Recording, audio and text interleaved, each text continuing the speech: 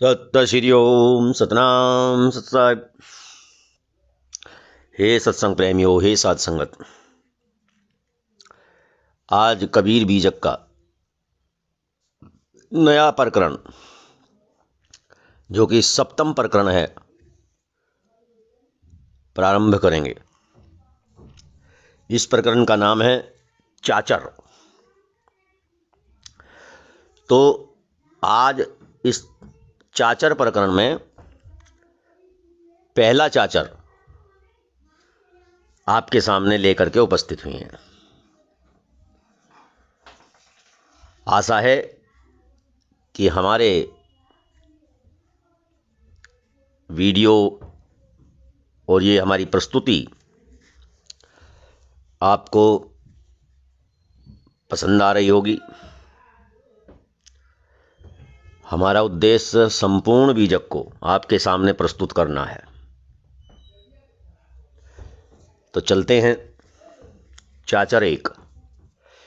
खेलती माया मोहनी जिन जेर कियो संसार, रचऊ रंगते चूनरी कोई सुंदरी पहिरे आय, शोभा अद्भुत रूप वाकी महिमा बरनी न जाय, चंद्र बदनी मृगलोचनी माया बुंद का दियो उधार, जति सती सब मोहिया गजगति ऐसी जाकी चाल, नारद को मुख माणिके लीनो बसन छुड़ाए, गर्भ गहेली गर्भते उल्टी चली मुस्काए, शिवसन ब्रह्मा दोरी के दूनो पकड़े धाय, फगुआ लीन छुड़ाए के बहुरी दियो छिटकाए। साध संगत, कबीर साहिब का जितना भी दर्शन है, जितना भी साहित्य है, वह उपमा पर आधारित है। कबीर साहिब उपमा देकर के समझाते हैं। कबीर साहिब के भी दो दर्शन हैं। एक तो उन कबीर साहिब का दर्शन है जो काशी में पैदा हुए, संत हुए, कवि हुए और अंधविश्वास और पाखंड के खिलाफ, समय सामायिक विचारों के खिलाफ, जो समाज में अपनाने योग्य विचार नहीं थे या जो तत्व ज्ञान के विरुद्ध थे, जो विचार उन्हें अंधविश्वास में और पाखंड में प्रतीत होते थे, उनका खुलकर विरोध किया। एक तो वो कबीर साहिब हैं जिनकी सर्वश्रेष्ठ कृति बीजक है। सर्वश्रेष्ठ कृति बीजक है। बीजक पर विदेशों में भी रिसर्च, अनुसंधान हो रहे हैं। एक वो कबीर हैं जो अनुराग सागरी या कबीर सागर। तो दोनों विचारों को मानने वाले अलग अलग संप्रदाय हैं। पारखी और अनुराग सागरी। तो जो हम बात कर रहे हैं वो काशी वाले कबीर बीजक की रचना करने वाले कबीर साहिब की बात कर रहे हैं, जो किसी मूर्ति पूजा के, व्यक्ति पूजा के, अन्यत्र किसी ईश्वर को मानने के बिल्कुल खिलाफ थे।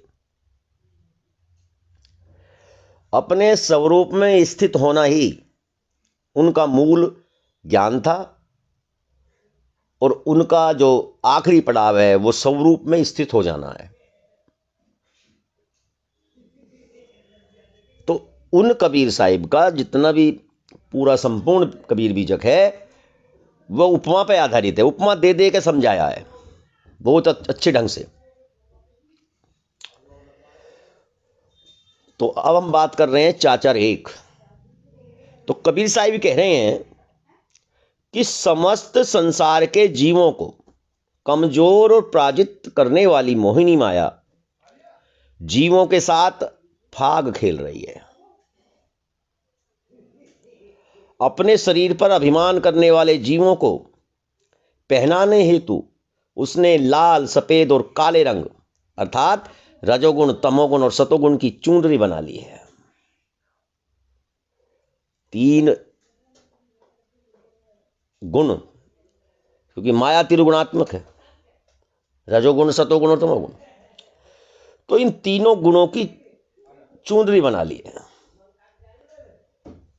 और इन तीनों गुणों की चुनरी जीवों को पहना रही है। अर्थात व्यक्ति इन 3 गुणों में ही फंस जाता है।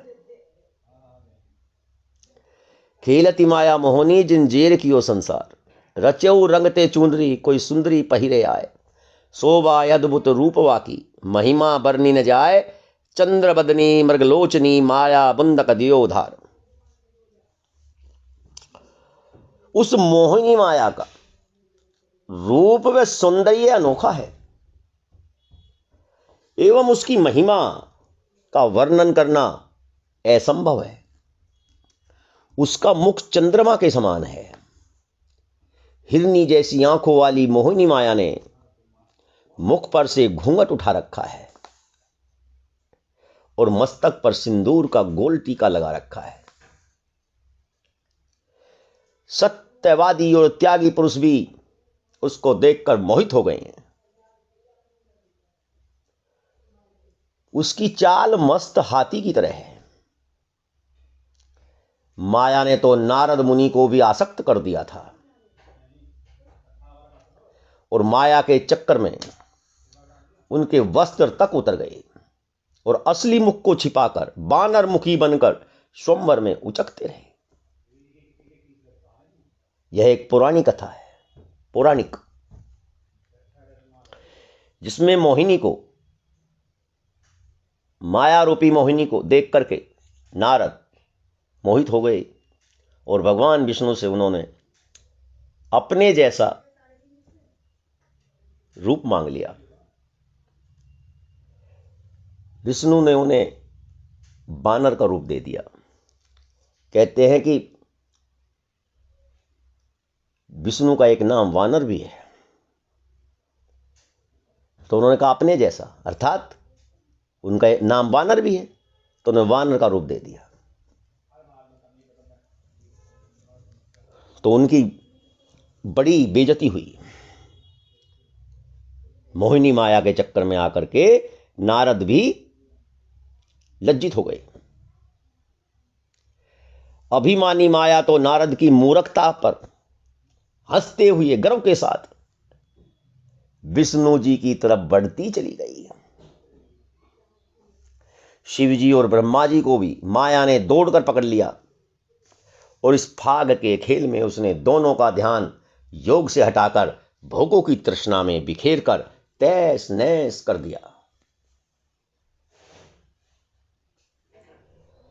अनहद धुनी बाजा बजे सरवन सुनत भोचाव, खेलन हारा खेली है जैसी वाकी दाव, ज्ञान ढाल आगे दियो टारे टरई न पाऊं, खेलन हारा खेली है बहुरी न वाकी दाव। सुर नर मुनि ओ देवता गोरख दत्त और व्यास, सनक सनंदन हारिया और की केतिक बात, छिलकत थोते प्रेम सो मारे पिचकारी गात, कैली नो बसी आपने फिर चितवत जात।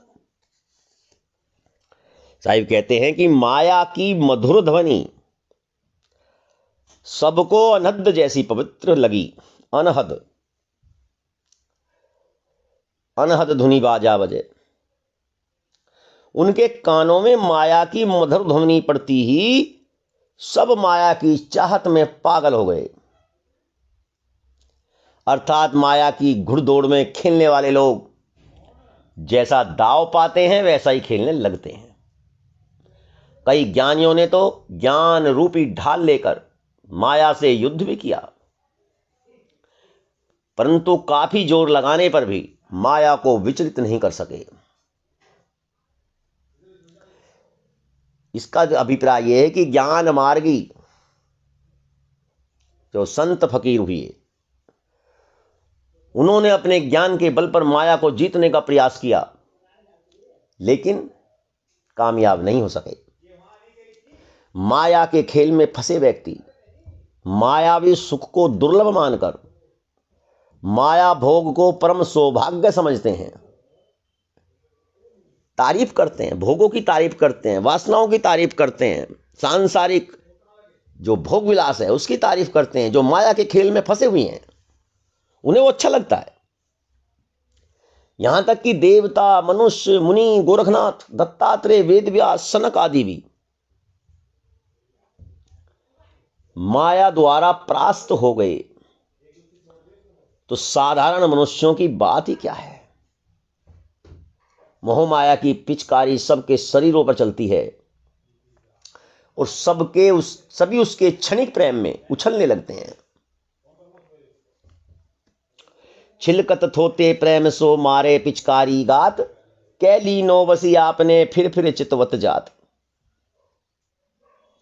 माया ने सब लोगों को अपने वश में कर लिया है तथा वह लोट लोट कर पुनः देखती है कि कोई मेरे फंदे से बचा तो नहीं।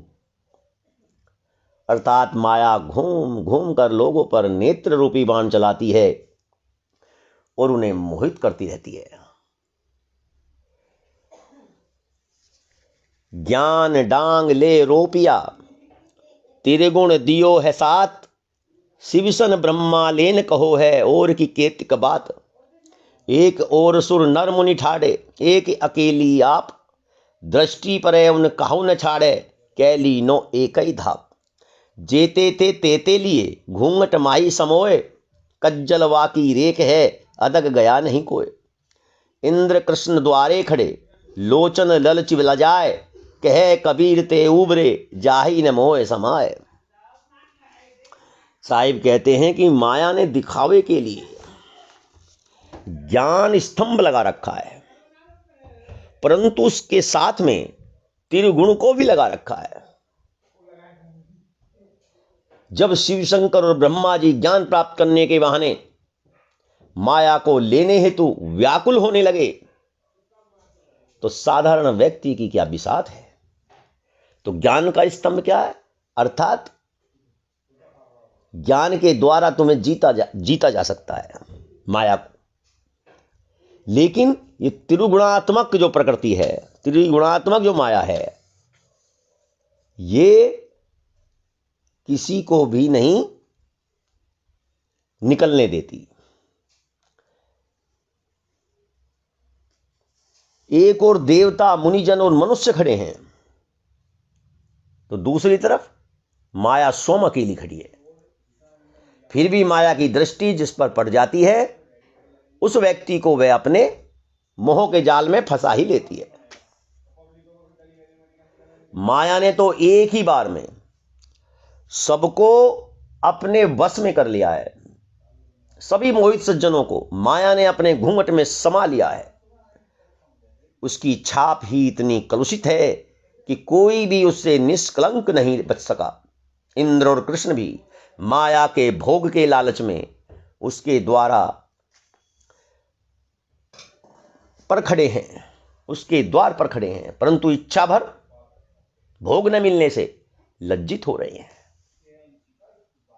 कबीरदास जी कहते हैं कि जिस व्यक्ति के मन में मोह नहीं होता, वही व्यक्ति इस मोहिनी माया से बच सकता है। ये प्रथम चाचर माया और मोहिनी दो ही विषयों पर कबीर साहिब ने चित्रित किया है।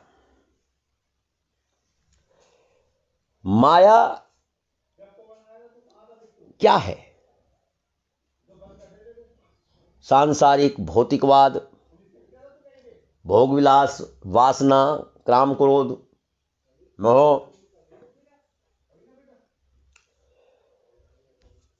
ये सब माया के रूप हैं। और माया रस रूप गंध शब्द और स्पर्श के माध्यम से व्यक्ति को परास्त करती है। जब व्यक्ति का उधर को झुकाव हो जाता है, जैसे रस है, ये जिह्वा का गुण है, रूप है, ये नेत्र का कार्य है, किसी सुंदर नारी को देख करके उसका मन विचलित हो जाता है, तो बस माया का काम हो गया। विचलित हो जाना ही माया का काम पूरा हो गया। गंध है, शब्द है, स्पर्श है, किसी की वाणी पर मोहित हो जाना, किसी चीज को छू करके प्रभावित हो जाना, ये सब माया के हथियार हैं। और इन्हीं हथियारों में व्यक्ति फंस जाता है। व्यक्ति यदि मुक्ति और मोक्ष की चाहना करता है तो अपने आप को इन सभी जो माया के हथियार हैं इनसे दूर रहना होगा, तभी वो माया को गुलाम बना सकता है। नहीं तो व्यक्ति माया का गुलाम है। आज का प्रसंग यहीं समापन करते हैं। आशा है कि आपको अच्छा लगा होगा, अच्छा लगेगा। कल तक के लिए सत्य श्री ओम, सतनाम, सत साहेब।